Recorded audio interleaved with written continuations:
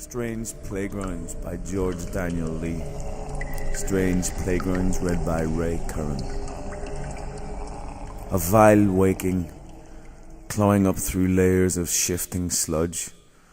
The details weren't clear yet, his name, his nature, what manner of world he woke to. They came by and by, buzzing around his skull like flies in search of rot in which to lay their eggs. It wasn't light he struggled towards, but a pinprick of pulsing darkness, deeper and more absolute even than the species surrounding him. Pain waxed with every inch he crawled, but he couldn't stop. He had to be awake and away from dreams. The groan echoed, returning corrupt and distorted. He imagined unseen creatures in the darkness, making mockery of his confusion like cruel schoolyard children. Pulsing pink fog filled his skull to capacity, thoughts blundering, groping blindly for one another. Fragments of memory tumbled behind his eyes, shards of broken mirror, reflecting kaleidoscope nonsense. The drink again?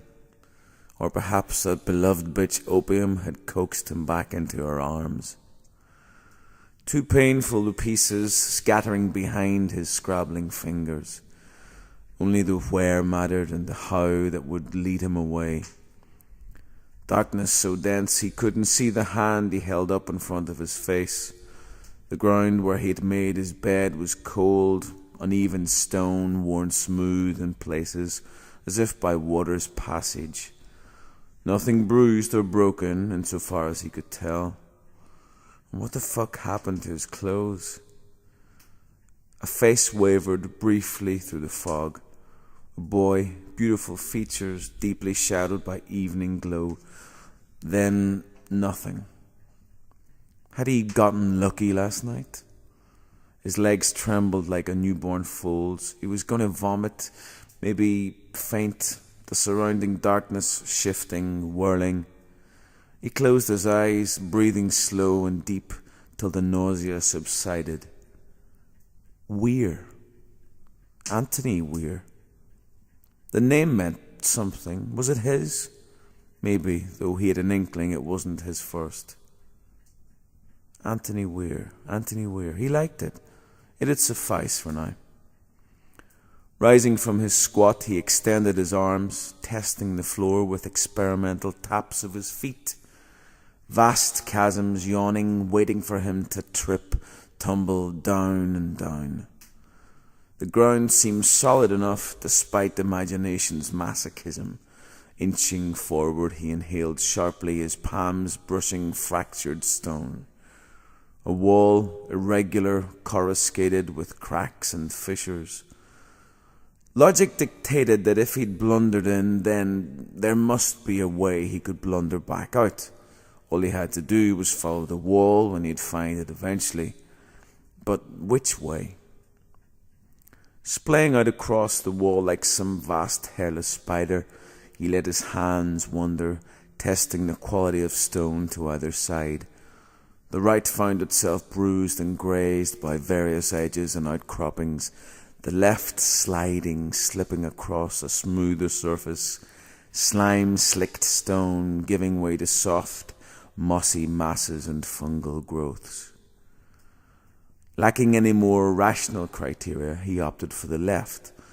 At least that way he wouldn't bruise and slash himself to ribbons for want of liberation. The plant life grew denser the further he progressed, feathery fronds licking his face and torso, a sharp green scent filling his nostrils, dispelling some of the fog clouding his thoughts. Anthony Weir. His name, he'd chosen it, found it on a gravestone obscured by a tangled growth of weeds and white flowers. His wandering fingers found strange configurations, fluted forms of cold weeping flesh that quivered, blossoming or receding to the touch. What else might be down here? Blind cave things, adapted to living off of the weird vegetation, eyeless silvery spiders spinning webs in cracks and fissures, translucent bodies pulsing with alien inner workings. Feathery caresses at his groin, phantom fingers stroking him to semi-hardness. Imagination had him bruised up to the hilt in lichen-cushioned stone, some accommodating crack or fissure, accepting him more readily than any asshole he'd ever pierced. What weird children might result from the union? Flesh and stone, troll things, the fauna of twisted fairy tales. He stopped dead, breath abruptly snaring. What was that? His heart's frantic hammer, silence, chattering, hissing. Nothing. Daring to breathe again, he resumed his blind scramble, progressing no more than a few inches when his ears pricked anew. Closer this time, unmistakable. Flap, flap, flap. Naked feet slapping against stone, somewhere off to his right, clearer, closer with every breath.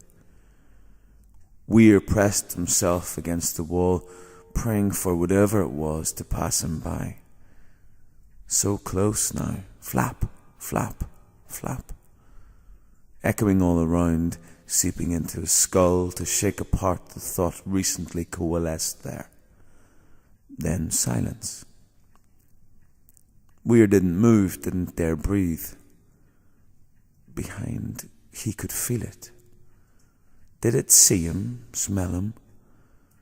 Tears stung his sinuses, terror turning his bowels to water. A sigh so soft as to be near indiscernible, a bedmate's expression of delight in the dark, then flap, flap, flap, the unseen lover retreating into the distance. What could he do? There was every chance that if he moved again, it would hear and return. A face, beautiful in the bloodlight, the shadow it wore seething, crawling like insects about to swarm. He couldn't stay here. His throat was already sore, mouth parched. He had no choice but to move. Despite his best efforts, his body, breath and heartbeat, the creak and crack of joints, the churning of bowels sung a cacophony in the dark. He imagined even his thoughts were audible, whispering in the air around his head. The wall abruptly gave way. He cried out, flailing for some handhold, finding it in the form of the opening's lips, fingers grasping stone so fervently they split and bled. A small fissure no more than a metre across. How close had he come to tumbling through, cracking his skull or breaking his neck, lying bloody and broken in the dark, waiting for thirst or blood loss to dull the pain? No. He shook his head.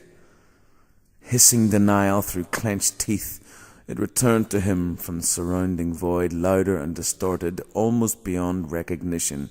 No. Ghost children flowing in the darkness, dead eyes filled with moonlight, grimy faces smiling. He shook his head, but they kept pace, refusing to dissipate. Ignore them. Keep moving. Voices in or outside his head. Impossible to be sure. They seemed to come from above and ahead, raining down like drips from stalactites, eliciting the bizarre urge to flap wings he didn't possess, soar up until he either found sunlight or dashed out his mind in the effort. Running water. Hard to be sure with his head playing tricks. He heard names whispered in his ear, some so familiar he was sure he had worn them once, donned and shed with the readiness of clothing, faceless ghosts barely haunting memory. The water overrode them, growing clearer and more definite with every step. Nothing much, the babbling of a filth-clogged brook, but enough. The vegetation grew sparse as he picked up his pace. The wall beneath no longer worn and broken, but sheer as marble sculpted by human hands. He didn't stop to consider the significance of that, too in love with the prospect of escape. Weir shrieked, his foot plunging ankle-deep into lukewarm water, something stirring in its depths, twining beneath his toes like lengths of living string. He staggered back, fighting to maintain balance, shaking and flailing the afflicted foot, trying to dislodge whatever clung there. It released its hold only when he scraped it against the wall, its length splitting, ending as little more than a greasy smear on the stone. Some sort of pool or puddle, no doubt fed by the nearby stream. God only knew what poisonous life fed and multiplied there. Things like living blobs of mucus, whose internal mechanisms visibly churned as they digested their prey. Swarms of tiny silver insects that were all legs and antennae, serving as little more than food for their more complex cousins. He'd fallen into an alien world. The one he'd left behind long since gone to radioactive ash for all he knew. Had anyone even noticed his absence? Was there anyone? He couldn't remember. Only the face, now accompanied by fragments of related anatomy, a bony chest quilted in feathery blonde down, a groin boasting a similar crop, soft and sweet-smelling. None of it meant anything. He was alone. Edging round the pool, he found the wall swelling out, becoming the pregnancy-swollen belly of some vast fertility symbol. Maybe that's what it was. The remains of some ancient temple buried in a long-forgotten cataclysm. He'd have gotten on his knees and prayed if he thought it would do any good. Shed blood, semen, or whatever she demanded for a little sunlight. Here he found the source of the running water, a vertical fissure coruscating up from the dome's base, almost splitting it in two. A small stream ran from the opening, threading out across the cavern floor where it no doubt fed various pools, like the one he'd already stumbled across. So thirsty. But how could he be sure that the water was safe to drink? He recalled once watching a BBC documentary about entire cave systems eaten out by underground lakes and rivers of pure acid. Not that it mattered. If he didn't drink soon, he'd be done for anyway. Keeping one hand pressed against the dome, he knelt, dabbling fingers in the flow. His nostrils pricked with a freshness that put him in mind of breeze after summer lightning. The water was warm, like the pool he had previously plunged into. He didn't know if it meant anything. It was past caring. Did he feel something moving in the stream? Wriggling flecks and flickers, brushing his hand before allowing themselves to be carried away. The first mouthful was coppery to the taste, an underlying sweetness lingering in his mouth long after he'd swallowed. He wasn't sure his system would retain it, innards churning as if intent on vomiting the draught up.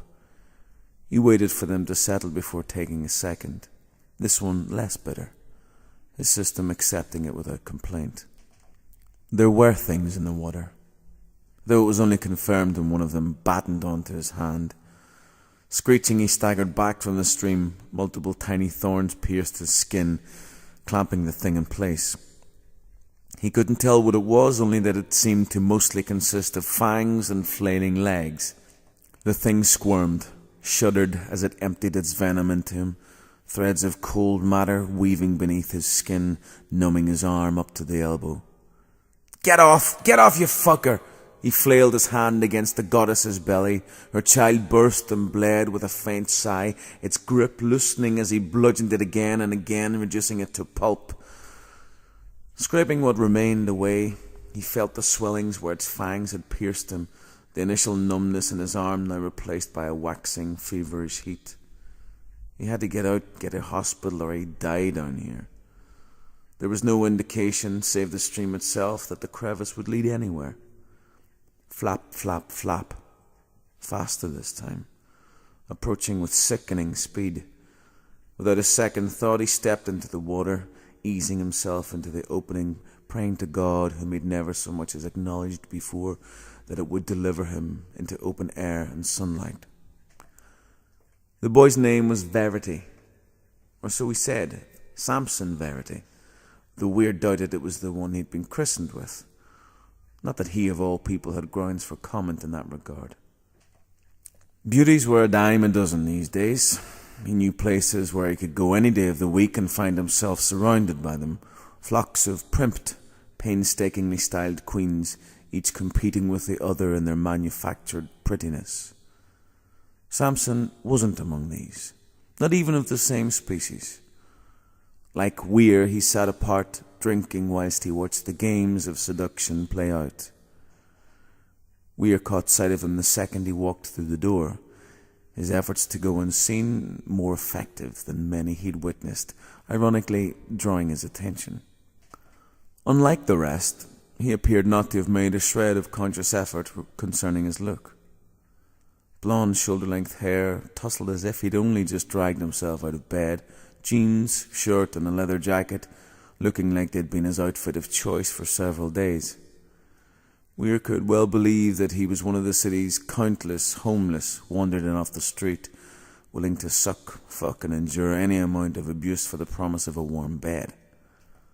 Plenty of others watched and waited in the club's recesses, seeking out that one, the choice morsel they could coax from the flock and consent to be devoured. Weir didn't sense the same predatory intent here. The boy merely seemed fascinated by the processes he saw at play, content to observe without ever taking part. He rarely felt inclined to approach anyone else, content to sit and wait for them to come to him. It was different with Verity, the threat of another laying claim before he could even speak, spurring him into action. "Hello. Hi." The boy glanced up, surprised that he'd been addressed. "You here on your own?" A little blunt, perhaps, but he found that subtlety rarely worked in such situations. "Uh-huh." He smiled, seeming on the verge of laughter. "What?" "Nothing, really." The boy shrugged. "You just remind me of someone. You want to sit down?" The boy didn't budge up or move away as their hips collided. He wondered what Michael would make of this, an ephemeral twinge of guilt, though he couldn't even remember who Michael was. They drank and spoke about things, the economy, God, the status of homosexuality in British society. He recalled the first kiss clearly, the taste of rum, living meat and damp dirt in his mouth. Then, chaos, nonsense. Reflections in a broken mirror, the boy on his knees, begging to be pierced, shadows swarming around their intertwining bodies, whispering, congealing. Then the boy himself, shifting around him, flesh running like molten wax, solidifying into fresh configurations that confounded all presumption. Impossible, nightmare and reality colliding in his recollections, then wakefulness and a nightmare more profound still. The tunnel beyond the crack was cramped, but more than enough to admit him doubled over. His hands trailed over a cylindrical wall, instinctively flinching away from openings and hollows where God only knew what lurked. Lukewarm water frothed around his ankles, things carried in the flow brushing against him, though few had the strength to resist its current. The air was heavy, humid, stinking of wet stone and raw meat. Weir found breathing hard, the ground rising at a steady gradient. Behind the footsteps stopped, a strange, sad sigh echoing up the tunnel as its maker investigated the opening. Please God, just make it go away. He couldn't be sure whether or not the splashes that followed were simply echoes of his own steps. Either way, he'd picked up his pace, almost scrabbling on all fours now. Surely the stream's source couldn't be far away. Why couldn't he see any light? He thought it was nothing at first, just the water babbling, echoing through the tunnel. But as the sound grew louder, more insistent, so his denials fell dead against it. A distant chattering, the white noise of a dead TV channel, insects swarming in the surrounding walls. He imagined the holes and fissures his fingers found spewing life, bloodless white cockroach things swarming in their thousands, making meals for their larger spider and centipede kin. Something else behind, skittering, scratching, as of some vast rat scurrying across the tunnel's ceiling. Any second he expected to feel a blow against his exposed back, teeth and claws opening him up, spilling him into the rushing water. Nothing. The chatter continued to wax, his ears sifting fragments of words and sentences from the din. Now the visions of insects were replaced by those of people bound and sealed behind the stone, whimpering, singing, shrieking, whatever nonsense passed through their broken minds. His legs were on the verge of giving out. The fever already worked its way up his arm to set heart and brain alight. He forced himself on, refusing to lay down and let the nightmare take him. The voices in the walls grew clearer, more composed with every step, scraps of prayer, verse and song cohering from the babble. Was that a little of Blake, a fragment of Bowie mingled with extracts of Revelations? Stories, accruing like coral reefs from molecules of detritus, stories. Little more than random sentences and paragraphs to begin with, but soon swelling parasites in his skull, eager to put forth wings and fly. They followed as he scrabbled higher and higher, the water splashing into his mouth and eyes, doing little to wash away the phantom tastes and images that afflicted them. After a time, he lost himself again, the stories of others sweeping him away as they had many, many times before. He remembered as the pollution eroded his anchorage, plucking him and carrying him to the other states and places where he would forget again and again and again. Lives lived, names taken and abandoned, until he returned, waking naked in the dark once more. He could no more resist than a mote of ash could the wind that plucked it up from the martyr's pyre. Didn't even try. He would listen and live as he always had, a slave to stories, until such time as his own could be rewritten. Though none in the worlds he'd fallen from, diseased dreams, careening on the edge of collapse, had sufficient inspiration. None, except maybe him, the beautiful boy whose strangeness facilitated his latest waking. He'd remembered, hadn't he? His face, even his name. He called that name now, though it was lost to the storm that carried him, plucked up by its makers and fought over like a scrap of meat tossed to starving wolves. Verity would never know. He'd die along with the world Weir had left him to, as so many had before. The children laughed as their confessions clawed at him, remaking him so that he might walk in their strange playgrounds, live the secrets they shared when sunlight turned to blood, and play finally ended.